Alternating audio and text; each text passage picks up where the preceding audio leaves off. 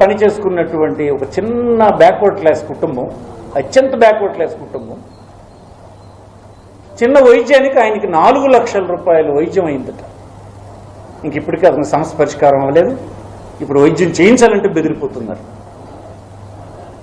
4 సంవత్సరాలు వాళ్ళు సంపాదించి మిగిలించుకున్న డబ్బుని ఒక చిన్న వైద్యానికి పీకేస్తే, అది మనం చూస్తూ తప్పలు కొడితే చేసుకోండి అని ప్రభుత్వమే దాన్ని ఎంకరేజ్ చేస్తే, వాళ్ళకి భూములు ఇచ్చి హాస్పిటల్ ఇచ్చి మీరు దోపిడీ చేసుకోండి ప్రజలని చెప్తే ఎక్కడ పోవాలి? ఇక్కడ ఈ సామాన్యమైన కుటుంబాల ఆరోగ్యం ఏమైనట్టు?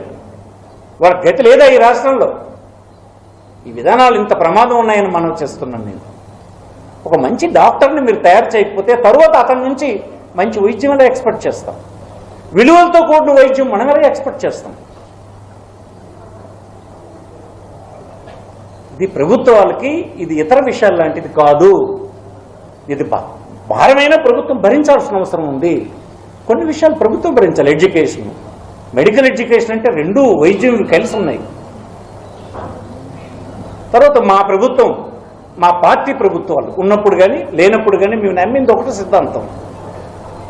ఈ రాష్ట్రంలో వ్యత్యాసాలు లేని సమాజం ఏర్పడాలంటే,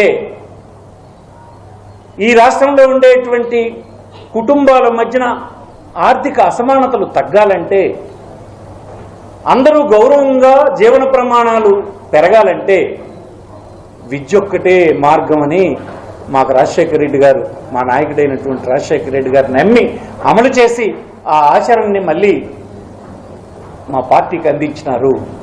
దాన్ని మేము కొనసాగిస్తాము. దానికోసం పోరాటం చేస్తాము. ప్రజల్ని ఎడ్యుకేట్ చేస్తాము. ఉద్యమాలు చేస్తాము. ఈ ప్రభుత్వం చేసిన విధానాల్ని అడ్డుకుంటాము.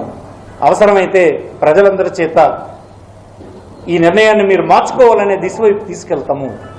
ఇదంతా నేను విజ్ఞప్తి చేసేది ఏంటంటే, పెద్ద ఎత్తున పౌరులు ప్రభుత్వాన్ని నచ్చజెప్పే పని చేయాలని, ఆ మాయమాటల్లో పడొద్దని.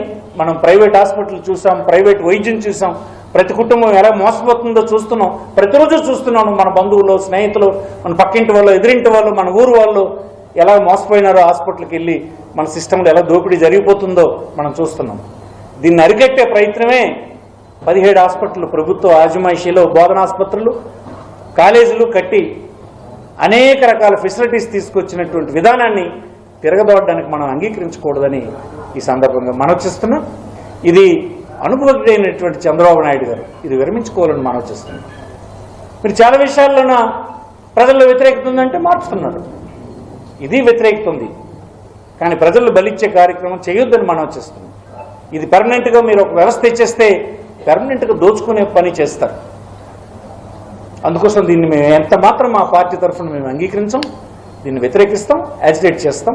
మా విధానం అందరికీ, పేదవాడికి తన పేదరికం అడ్డు కాకుండా చదువు ఉండాలి. అయ్యో నేను పేదవాడును, ఈ రాష్ట్రంలో నేను వైద్య విద్య చదువుకోలేను, ఆ చదువు చదువుకోలేను అనే మాటే ఉండకూడదు. కట్టిగా పేదరికం ఉన్నా చదువుకోవడానికి మాత్రం మాకు ప్రభుత్వం ఉంది అనేటువంటి విధానాన్నే మేము అవలంబిస్తాం. దానికోసమే ఎవరు వ్యతిరేకించినా మేము పోరాటం చేస్తాం. మా విధానంలో మార్పు ఉండదు. మీ విధానాన్ని